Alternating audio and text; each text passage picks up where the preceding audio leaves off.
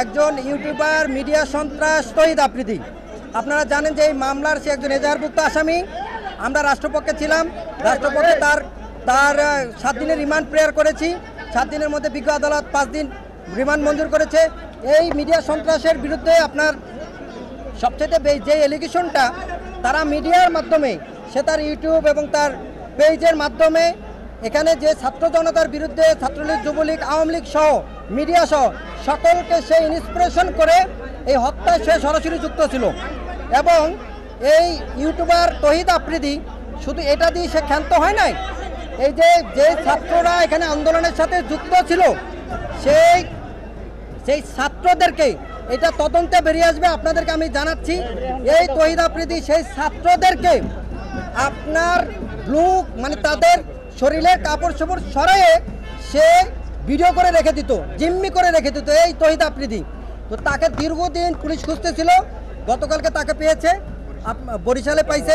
CID তাকে বিজ্ঞ আদালত আজকে প্রেজেন্ট করেছে। আমাদের যে আবেদন, বিজ্ঞ আদালত আমাদের আবেদনের প্রেক্ষিতে, আসামি পক্ষের শুনানির প্রেক্ষিতে, উভয় পক্ষের শুনানিতে 5 দিনের রিমান্ড মঞ্জুর করেছে। জনপ্রিয় ব্যক্তিত্ব, যার সারা বাংলাদেশে লক্ষ লক্ষ তার দর্শক আছে এবং উনি বিশিষ্ট ইউটিউবার এবং জনপ্রিয় ব্যক্তিত্ব। আজকে ওনাকে যাত্রাবাড়ি থানার একটা মামলায় গ্রেপ্তার করে 7 দিন রিমান্ড চাওয়া হয়েছে। আমরা বিজ্ঞ আদালতের রিমান্ড বাতিল সহ আমরা জামিন চেয়েছি। আমরা বিজ্ঞ আদালতে বলেছি যে তৌহিদ আফ্রিদি একজন মিডিয়া ব্যক্তিত্ব এবং শারীরিকভাবে সে অসুস্থ, সে লিভার এবং ক্যান্সারে আক্রান্ত হয়েছে। মহামান্য হাইকোর্ট ডিভিশনের আপডেট ডিভিশনের সুস্পষ্ট আছে, যদি কোনো ব্যক্তি অসুস্থ হয়, মহিলা হয়, প্রতিবন্ধী হয় এবং তাহলে তার রিমান্ড দেওয়া যাবে না।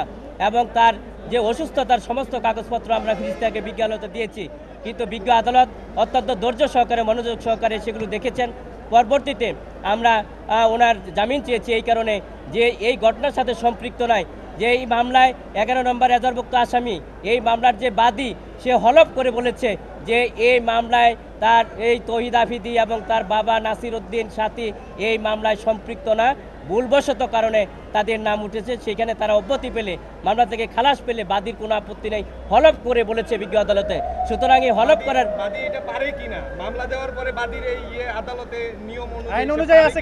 দেখেন, বাদী যেহেতু মামলায় সে হলফ যে কোনো মুহূর্তে করতে পারে এবং বিজ্ঞ আদালতে সেটা দিতে পারে, তার আইনগত ক্ষমতা আছে এবং সেই জন্যই সে হলফ করে বিজ্ঞ আদালতে স্টেটমেন্ট দিয়েছেন যে আজকে যে মাই টিভির চেয়ারম্যান নাসির উদ্দিন সাথী এবং তার ছেলে তৌহিদ আফ্রিদি এই ঘটনার সাথে সম্পৃক্ত না কোনো কারণে ভুলবশত এই মামলায় তারা সম্পৃক্ত হয়েছেন। তার পরবর্তীতে এই মামলা টিকতেই পারে না, কিন্তু আমরা বিজ্ঞ আদালতে সেই সাবমিশন করে বলেছি।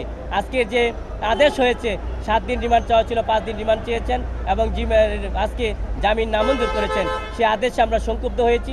আমরা মনে করেছি সেখানে আইনের শাসন প্রতিষ্ঠিত হয় নাই, আমরা ন্যায় বিচার হতে বঞ্চিত হয়েছি।